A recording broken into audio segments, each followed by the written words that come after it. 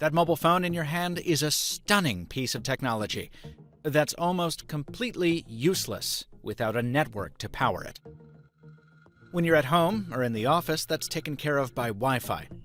But when you go out into the world, you need a cellular network to keep you connected. That's why you see cell towers all over the place these days.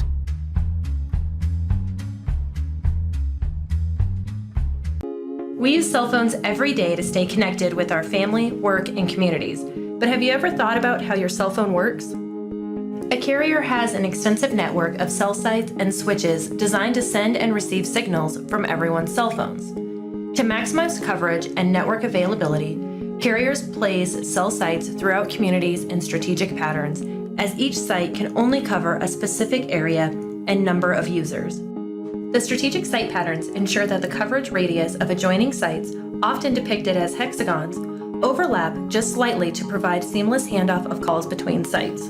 As cells are to your body, cell sites are to your network. All must be properly connected to allow the coordinated transmission of information.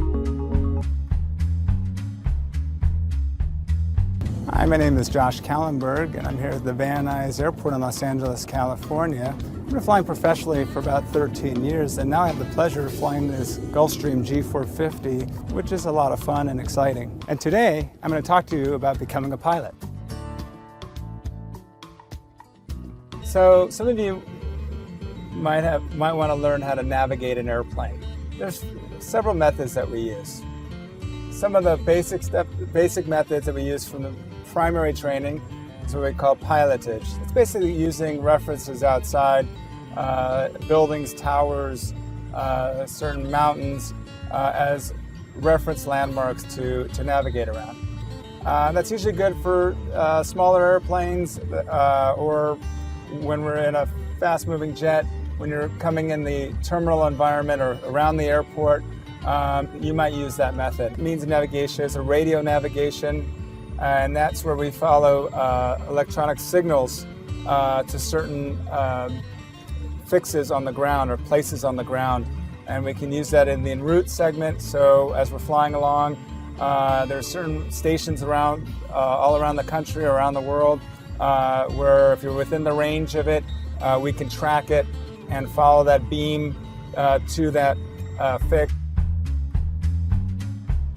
Standing for Very High Omnidirectional Range, a VOR uses a ground station to provide azimuth information to the aircraft. The station is oriented to magnetic north and sends out 360 radials. Each radial represents a heading from the station. When visualizing a VOR, think of a bicycle wheel. Each radial is a heading from the station, so when you fly over the VOR and track a radial from the station, you are essentially tracking a heading away from the station. It is important to remember that VOR radials do not account for winds, so remember that your in-flight heading may be different from the radial which you are tracking. Eventually you will enter the cone of confusion once near a VOR. This will be apparent once the CDI needle begins to dance back and forth, followed by full deflection once over the VOR.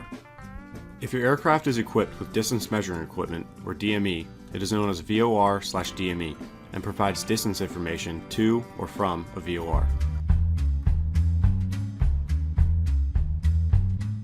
DME is an aircraft system that measures the slant range distance from aircraft to ground-based station. The DME can transmit and receive one of 252 channels, spaced at 1 MHz intervals. The channels are split into X and Y channel.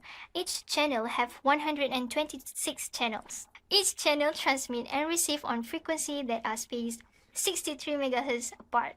This is air-to-ground signal, while this is ground-to-air signal.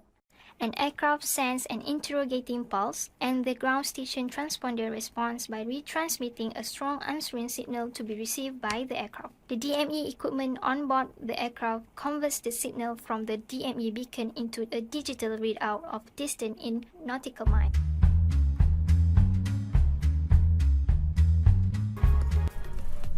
Today I'll show you the bridge, the command center, the brain of the vessel.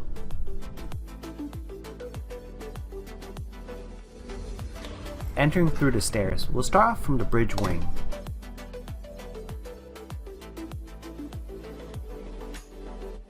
Got this barbecue stove looking thingy on both port and starboard bridge wing.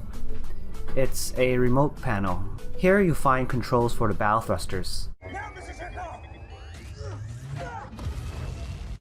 indicators for speed, engine RPM, rate of turn, heading, compass, speaker and mic.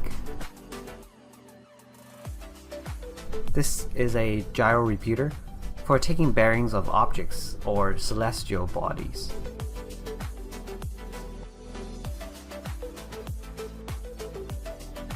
This tall chair is a pilot chair. There is always a designated pilot chair for maritime pilots, no matter what type of ship you're on. An azimuth ring, used in conjunction with the gyro repeater outside for taking bearings of objects.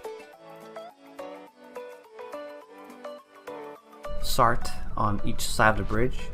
SART is short for Search and Rescue Radar Transponder. This is what it looks like when it's activated. The other ships can locate you from the radars. Fire plan, damage control plan, dangerous good plan, all for emergency use. Most unfortunate, Captain. There's no stopping it.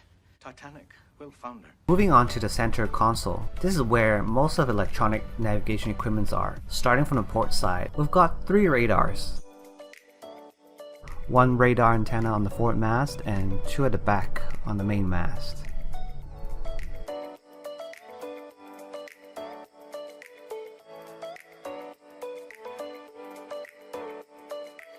Numerous indicators.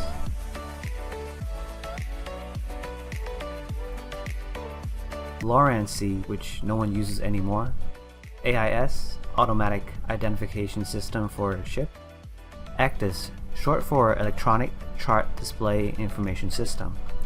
It's a digital version of paper charts.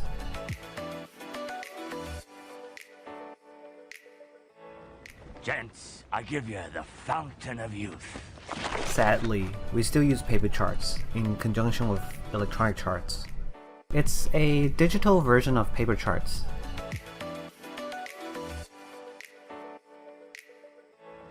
Gents, I give you the fountain of youth. Sadly, we still use paper charts in conjunction with electronic charts.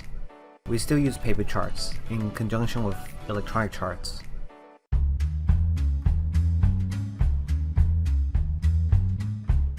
That just makes no fucking sense. I mean, it's just bullshit. Fuck.